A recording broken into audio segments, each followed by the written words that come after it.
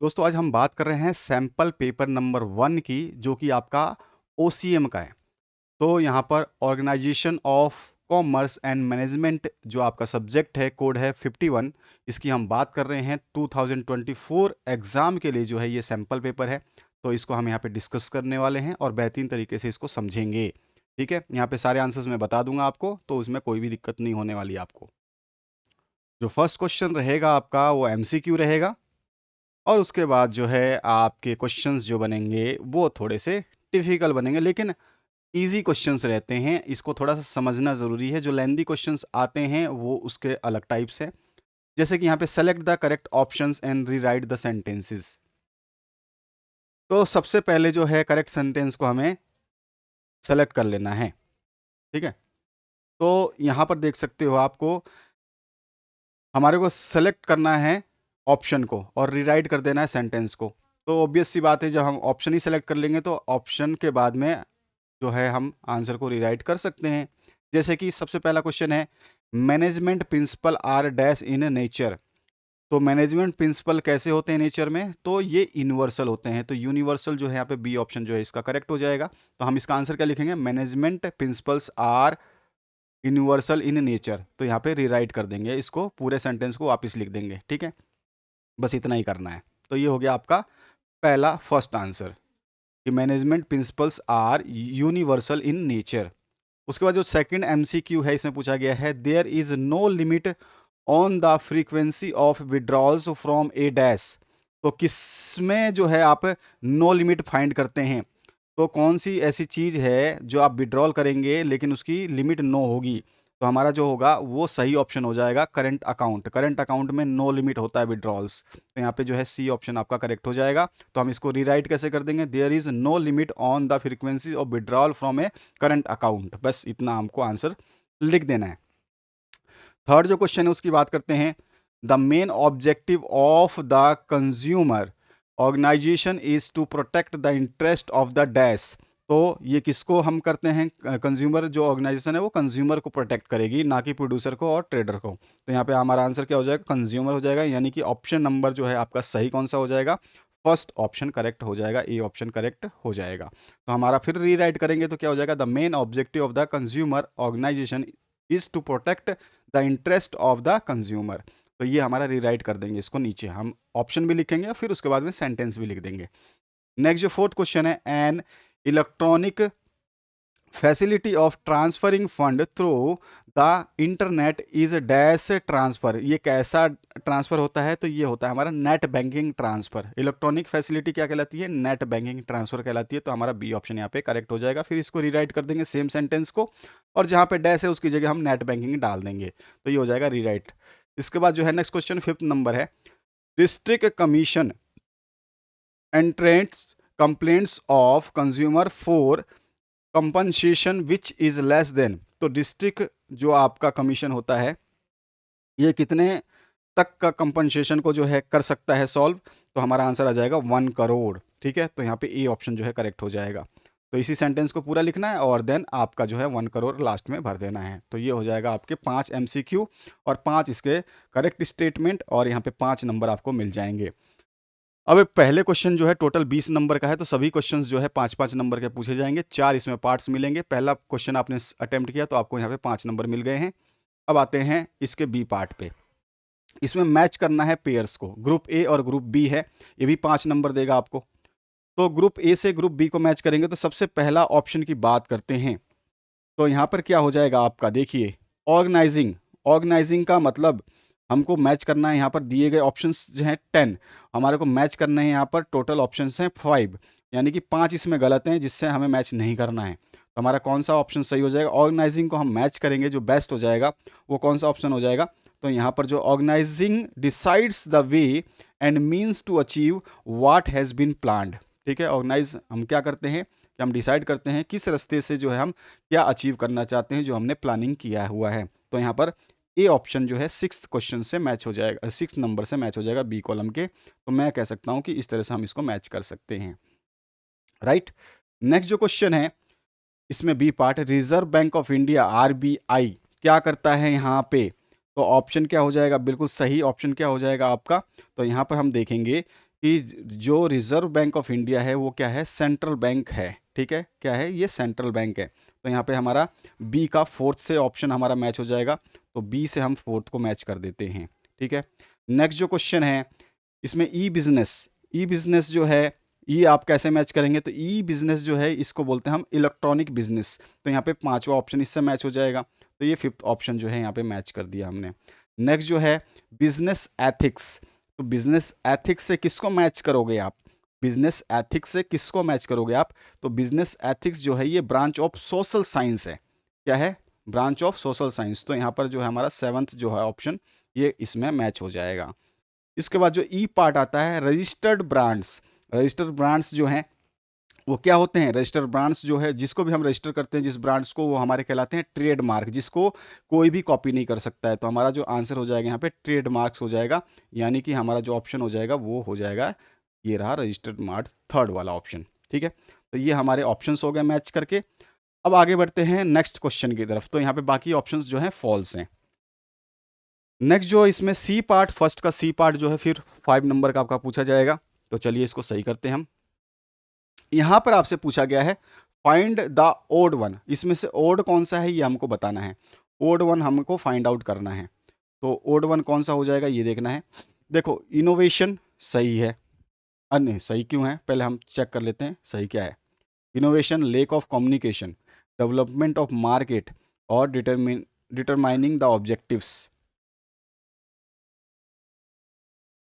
तो determining the objectives, development of market and innovation, ये तीनों तो आपके सिमिलर हैं। और क्या है, लेक ऑफ कम्युनिकेशन का कोई इसमें ऑप्शन ही नहीं है। तो यहाँ पे जो हमारा आंसर जो हो जाएगा वो राइट ऑप्शन कौन सा हो जाएगा, वो हो जाएगा हमारा लेक ऑफ कम्युनिकेशन, ठीक है। तो इसको हम अंडरलाइन कर लेते हैं या बॉक्स में फिल कर लेते हैं। तो राइट चॉइस को हम यहाँ पे अंडरलाइन कर लेते हैं या फिर बॉक्स में कर लेते हैं, ये आपका आंसर हो गया। सेकंड में है वॉइस पॉलिसी और फिर टाइम पॉलिसी, एवरेज पॉलिसी और mixed policy.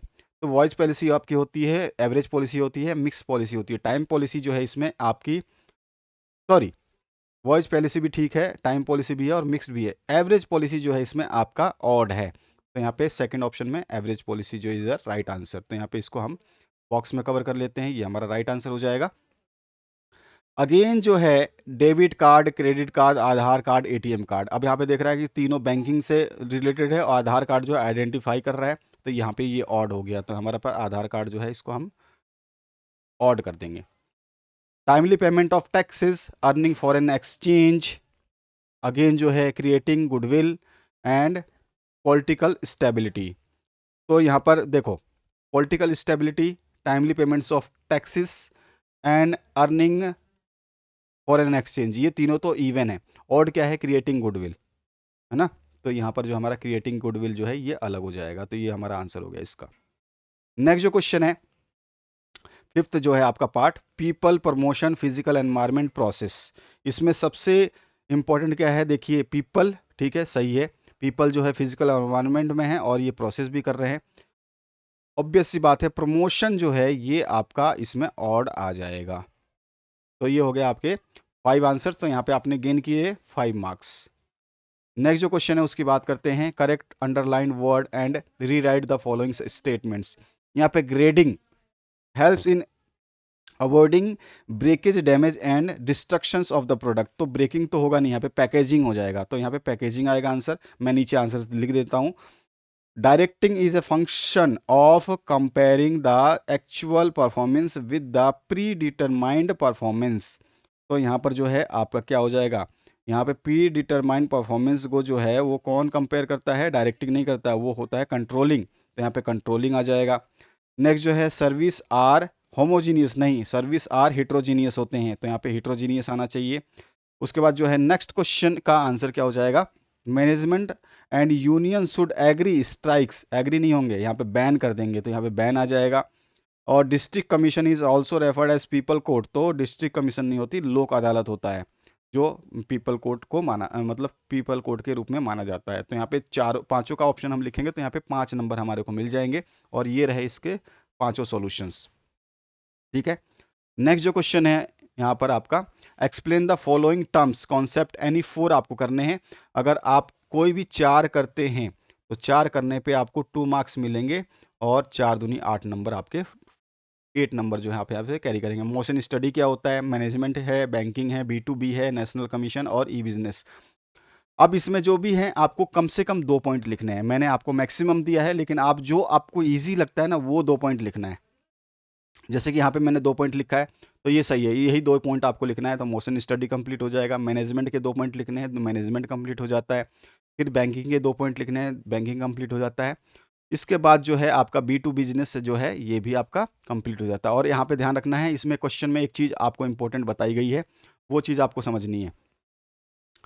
Explain the following terms, any 4 करने हैं आपको, ठीक है। और यहाँ पे आपको गिवन कितने हैं? एनी 4 करने हैं और आपको गिवन है 6 में से कोई भी 4 ही करने हैं, ये ध्यान रखना है। तो मैंने 6 के आंसर दिए हैं। फर्स्ट वाला आंसर ये रहा, सेकंड आंसर ये रहा, देन थर्ड आंसर ये है, उसके बाद ये फोर्थ आंसर ये है, अगेन जो है आपका फिफ्थ आंसर मैंने यहाँ पे दिया हुआ है और सिक्स आंसर जो है आप यहाँ से नोट कर सकते हैं। तो ये 6 के 6 आंसर हो गए आपके। अब आते हैं हमारा थर्ड क्वेश्चन जो है, इसमें एनी 2 करने हैं, ये ध्यान रखना है, एनी 2।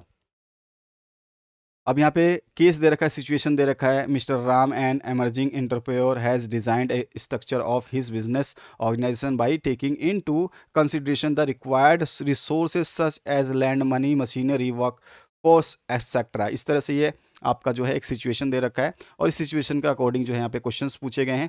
तो on this context find out the management function perform by, mister Ram क्या कर रहे हैं, मिस्टर श्याम और मिस्टर शुभम। तो हम तीनों के आंसर्स दे देंगे और तीनों के आंसर्स देने पे हमारे को जो है 6 मार्क्स मिल जाएंगे, यानी 2 मार्क्स जो है आपको हर क्वेश्चन में मिलेगा। तो यहाँ पर जो फर्स्ट वाला क्वेश्चन का आंसर मैंने दिया हुआ, मिस्टर राम का क्या परफॉर्मेंस है, मिस्टर श्याम का क्या परफॉर्मेंस है और मिस्टर शुभम का क्या परफॉर्मेंस है। नेक्स्ट जो है आपका सेकंड इसी का पार्ट है, जिसमें पूछा गया mister Jagdish purchase watch from Titan shop and his friend Sambhavi purchase watch from online shopping site. तो यहाँ पर 3 क्वेश्चंस पूछे गए हैं, ठीक है। Who shops through traditional business और who shopping is done through e business and which shopping is done with through the e business और which business involve high risk. ये भी बताने तीनों क्वेश्चंस। तो तीनों क्वेश्चंस के आंसर मैंने यहाँ पे प्रोवाइड कर रखे हैं। समझाने वाली कोई बात नहीं है, जो मैं आपको समझाऊं वीडियो को लेंदी करूं ऐसा कुछ भी नहीं है। तो तीनों ऑप्शंस जो है यहाँ पे मैंने करेक्ट कर रखे हैं। नेक्स्ट जो क्वेश्चन है इसका थर्ड पार्ट, ठीक है। यहाँ पे Yashwant company is providing facilities for their female staff like day care centre for kids, जो उनके बच्चे हैं उनके हिसाब से, ठीक है। तो ये क्वेश्चन है और इसमें भी 3 क्वेश्चंस पूछे गए हैं। इन 3 क्वेश्चन करोगे तो फिर से आपको जो है मार्क्स मिलेंगे।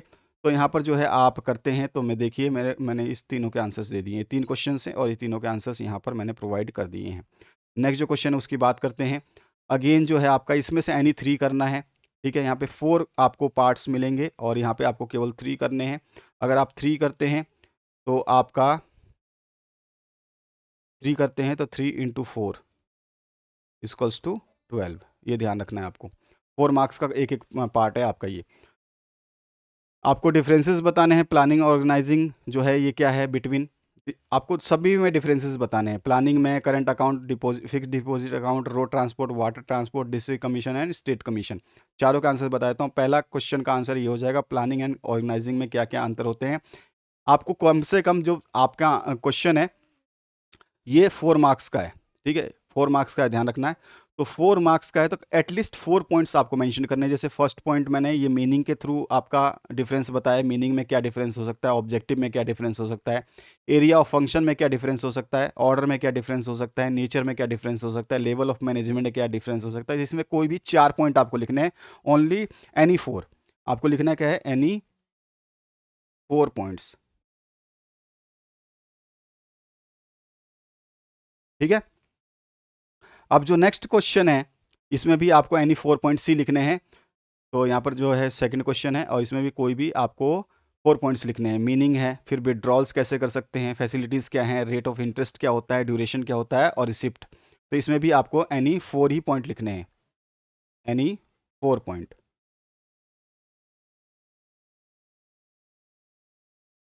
नेक्स्ट जो है आपका रोड एंड वाटर ट्रांसफर में डिफरेंस बताना है। इसमें भी आपको एनी 4 पॉइंट्स लिखने हैं। मैंने नेचर बताया है, कैरिंग कैपेसिटी बताया है, cost of construction and maintenance बताया है, ट्रांसपोर्ट चार्जेस बताए हैं, डोर टू डोर सर्विस बताइए और सुटेबिलिटी बताइए। तो इसमें भी आपको एनी 4 कर देने हैं, एनी 4 पॉइंट्स।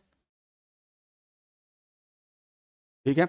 नेक्स्ट जो पार्ट है आपका डिस्ट्रिक्ट कमीशन, स्टेट कमीशन, इसमें भी मैंने बहुत सारे डिफरेंसेस बताए हैं। जो आपको बेस्ट लगता है सॉल्यूशन, जो आपको याद होता है उसी को करना है। और जो मैं आपको सेट्स दूंगा, आपका सैंपल पेपर नंबर 1 चल रहा है, मैं 2 दूंगा, 3 दूंगा, 4 दूंगा और 5 दूंगा। इनको अगर आप स्टडी कर लेते हैं तो आपको कोई ज़रूरत नहीं है टेंशन लेने की। बाकी आपकी मर्जी है आप कौन सा चीज़ आप स्टडी करना चाहते हैं। मैंने हर सब्जेक्ट के जो है पूरे के पूरे एनालिसिस करके हर सब्जेक्ट के आपके सॉल्यूशंस अपलोड करने का पूरा जिम्मेवारी ले रखा है, और सारे के सारे सॉल्यूशंस मैं प्रोवाइड कर रहा हूँ। इवन जो है साइंस सेक्शंस के बहुत सारे करवा दिए, इंग्लिश के तो 3 करवा दिए हैं मैंने, जो कि सभी के लिए कॉमन है। इंग्लिश का पूरा करवा दिया है, 3 के 3 सेट, और 2 सेट मैं अभी देने वाला हूँ सैम्पल पेपर का, तो वो आ जाएंगे।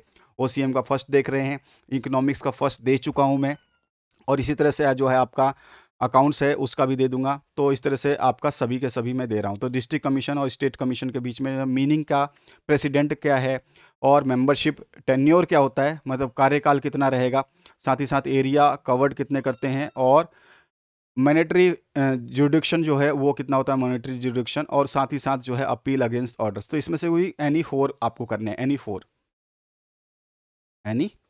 पॉइंट्स। तो ध्यान रखना है आपको जहाँ जहाँ बता रहा हूँ। अब यहाँ पे जो है एनी 2 करने हैं। एनी 2 का मतलब हो गया कि अगर आप 2 क्वेश्चंस अटेम्प्ट करते हैं तो आपको फिर से 4 मार्क्स का मिलेगा, यानी कि आपको 8 मार्क्स मिल रहे हैं। यहाँ पे 3 क्वेश्चन है, इसमें से आपको एनी 2 करने हैं, ये बहुत इंपॉर्टेंट है, एनी 2 करने हैं आपको।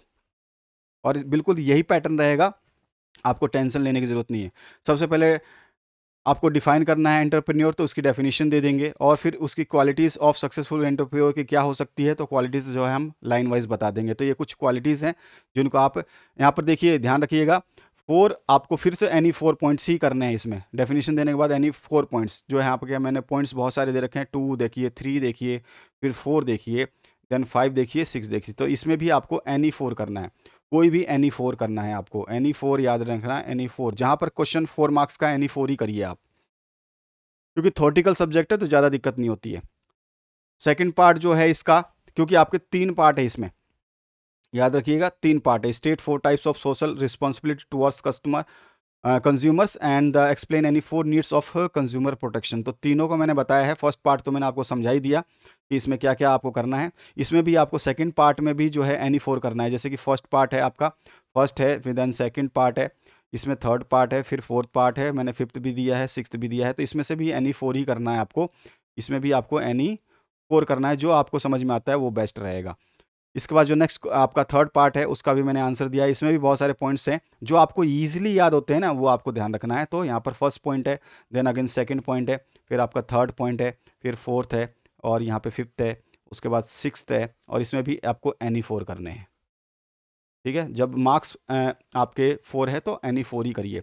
अब यहाँ पर क्वेश्चंस आपको 4 दे रखे हैं, इसमें से एनी 2 अटेम्प्ट करने हैं, लेकिन यहाँ पर भी एनी 2 का मतलब हो गया 2 × 4 इक्वल्स टू 8, यानी कि फिर से आपको एटलीस्ट 4 आपको जो है पॉइंट्स जो है लिखने हैं। तो यहाँ पर आ जाइए, देखिए अब ये चारों पार्ट्स के आंसर बता रहा हूँ। फर्स्ट पार्ट का तो आंसर ये हो जाएगा आपका, इसमें भी पॉइंट्स हैं आपके 1 देन 2 देन 3 एंड 4। ठीक है, तो ये 4 ही दिए हैं, जितना मैक्सिमम हो सकता है वो दिया है। उसके बाद सेकंड पार्ट में आ जाइए, तो सेकंड पार्ट का आंसर ये हो जाएगा first, second, third and fourth. उसके बाद में थर्ड पार्ट पे आ जाइए, थर्ड पार्ट के भी मैंने पॉइंट दिए हैं 1 2 3 एंड देन 4। उसके बाद आ जाइए फोर्थ पार्ट पे, इसके भी पार्ट दिए हैं, इसमें से कोई भी 2 ही करने हैं, ध्यान रखना। इसके भी पार्ट मैंने दिए हुए हैं, first, second, third and fourth. ठीक है, तो आप कोई भी पार्ट जो है आप आसानी से याद कर सकते हैं। सेवन्थ क्वेश्चन है, इसमें भी एनी 2 करने हैं, लेकिन ये क्वेश्चन थोड़ा सा आपका लेंदी है, क्योंकि इसमें मार्क्स बढ़ जा रहे हैं। तो कोई भी 2 करेंगे तो एक क्वेश्चन आपको 5 मार्क्स देगा, यानी कि इक्वल्स टू 10 हो जाएगा। यानी कि यहाँ पे 5 पॉइंट आपको कम से कम स्पेसिफाई करने होंगे, 5 पॉइंट आपको स्पेसिफाई करने हैं। 3 क्वेश्चन हैं, इनमें से कोई भी 2 अटेम्प्ट करना है।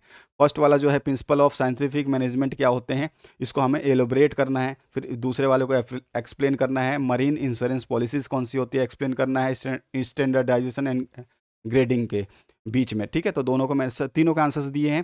फर्स्ट क्वेश्चन आपका आंसर है प्रिंसिपल ऑफ साइंटिफिक मैनेजमेंट क्या होती है, इसके बहुत सारे ये हैं पॉइंट्स, इसमें से आपको कोई भी 5 करने हैं। तो यहाँ पे देखिए आपकी टोटली 6 हैं, और 6 में से आप जो है टोटल कोई भी 5 कर सकते हैं। ठीक है, तो लेकिन लिखने हैं आपको प्रिंसिपल सारे ही हैं, ये प्रिंसिपल आपको सारे लिखने हैं, प्रिंसिपल आपको बताने हैं कि ये प्रिंसिपल्स होते हैं। इसमें से कोई भी 5 आप डिस्क्राइब कर देंगे, ठीक है, तो आपके आंसर्स हो जाएंगे कंप्लीट। जैसे कि फर्स्ट, अगेन जो है सेकंड कर सकते हो, थर्ड कर सकते हो, देन फोर्थ आपको अच्छा लगे तो ठीक है, नहीं तो फिफ्थ कर सकते हो, अगर फिफ्थ नहीं करना चाहते हो सिक्स्थ कर सकते हो। तो कोई भी आपको जो भी अच्छा लगता है उसको आप डिस्क्राइब कर दोगे, तो यहाँ पे 5 नंबर मिल जाएंगे।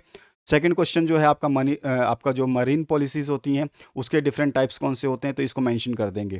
ठीक है, मेंशन करने के बाद इसमें से भी 5 कोई भी हम जो है सॉल्व कर देंगे, 5 को जो है डिस्क्राइब कर देंगे। तो यहाँ पर जो है आपका फर्स्ट हो गया, सेकंड हो गया, एंड देन थर्ड हो गया, उसके बाद फोर्थ हो गया, एंड फिफ्थ हो गया, एंड सिक्स्थ हो गया। तो इसमें भी कोई भी एनी एनी एनी 5 करना है, एनी 5 कर दीजिए, हमेशा ध्यान रखिए। और इसमें पूछा गया स्टैंडर्डाइजेशन एंड ग्रेडिंग में जो है आपको डिफरेंस बताना है। मतलब स्टैंडर्डाइजेशन क्या होता है और ग्रेडिंग क्या होती है, हमें डिफरेंस मतलब आराम से बताना है कि पूरा का पूरा स्टैंडर्डाइजेशन को हमें डिस्क्राइब कर देना है, ग्रेडिंग को हमें डिस्क्राइब कर देना है। तो स्टैंडर्डाइजेशन को तो यहाँ पे आप डिस्क्राइब कर दोगे और ग्रेडिंग को मैंने नीचे करा हुआ है, तो दोनों पॉइंट यहाँ पे क्लियर हो जाते हैं, इसमें कोई पॉइंटों की आवश्यकता नहीं पड़ेगी। अब यहाँ पे जो 8वां क्वेश्चन, अंतिम क्वेश्चन जो पड़ेगा आपका, इसमें कोई भी एक अटेम्प्ट करना है। ठीक है, और एक अटेम्प्ट करते हो 1 इंटू 8, सीधा मार्क्स है 8, यानी कि 8 पॉइंट्स तो आपको लिखने हैं। वेयर हाउस क्या होता है एक्सप्लेन करना है, डिफरेंट फंक्शन, और marketing explain in detail with different concept of marketing. तो यहाँ पर फर्स्ट वाले क्वेश्चन का जो है डिफरेंस वेयर हाउस की डेफिनेशन दे देंगे। ठीक है, उसके बाद जो है इसके फंक्शंस बता देंगे, बहुत सारे फंक्शंस हैं, इन 8 फंक्शंस को एक्सप्लेन करेंगे। बिकॉज 8 नहीं तो 7 तो करना है, एनी 7 कर सकते हो आप, लेकिन लिखना तो ये है एनी 7 आपको कर देना है इसमें से। तो यहाँ पर देखिए फर्स्ट, देन सेकंड, ये third, fourth, fifth, sixth, seventh, eighth, और सेकंड जो है आपका मार्केटिंग वाला है। तो यहाँ पर जो है आपको उसका डेफिनेशन बता देना है, और साथ ही साथ इसके कॉन्सेप्ट कौन कौन से हैं, मार्केटिंग के कॉन्सेप्ट जो आपको बताने थे, तो ये कॉन्सेप्ट बता देने हैं। इन कॉन्सेप्ट को जो है आपको थोड़ा सा एक्सप्लेन कर देना है। ये चार्ट बनाओगे तो बहुत आपका जो एग्जामिनर खुश हो जाता है। ये जो सिंबल्स बता रहा हूँ मैं, चार्ट्स बता रहा हूँ, इसके द्वारा जो है आपका कोई भी एग्जामिनर खुश हो जाएगा। तो यहाँ पे जो है प्लेस कॉन्सेप्ट ऑफ मार्केट ये हो जाएगा, और कम्युनिटी कॉन्सेप्ट ऑफ मार्केट हो जाएगा, एक्सचेंज कॉन्सेप्ट ऑफ मार्केट हो जाएगा, एरिया कॉन्सेप्ट ऑफ मार्केट हो जाएगा, demand concept of customer concept of market हो जाएगा, स्पेस और डिजिटल कॉन्सेप्ट ऑफ मार्केट हो जाएगा। इस तरह से आपके सारे के सारे पॉइंट्स हैं। और इसके बाद अगर आप इन सॉल्यूशंस के पीडीएफ प्राप्त करना चाहते हैं तो इन इंस्ट्रक्शंस को फॉलो करें, आसानी से जो है आप पीडीएफ प्राप्त कर सकते हैं। आप जितने भी स्टूडेंट्स हैं, कोई भी आप जो है मिल करके आराम से पीडीएफ को परचेज कर सकते हैं। पीडीएफ परचेज करने में कोई इशू नहीं आएगा। तो यहाँ पर ये सारे के सारे इंस्ट्रक्शंस हैं, इसको फॉलो कर लीजिए। उसके अलावा जो है मैंने यहाँ पर आपको दिया हुआ है पूरा का पूरा प्लेलिस्ट, इस प्लेलिस्ट को चेक करिए। प्लेलिस्ट को चेक करने के बाद में आपको महसूस हो जाएगा कि उसमें सारे के सारे सॉल्यूशंस अवेलेबल हैं। आशा करता हूँ इस वीडियो के माध्यम से आपने बेहतरीन सीखा होगा। Thank you very much, have a good day.